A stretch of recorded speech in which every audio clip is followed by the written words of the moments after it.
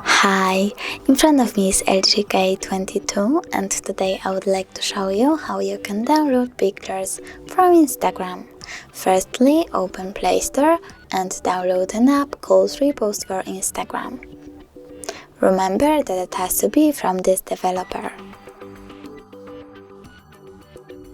Now open it and go into your Instagram. Pick a photo that you want to download, for example that one, and click at the three dots on the top right corner.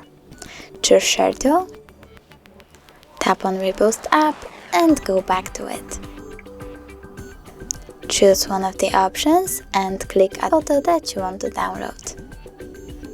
Click at the square icon to remove the label and tap the middle button.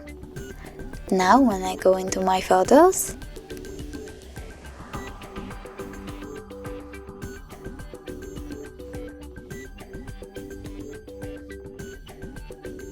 I can see that my photo was successfully downloaded.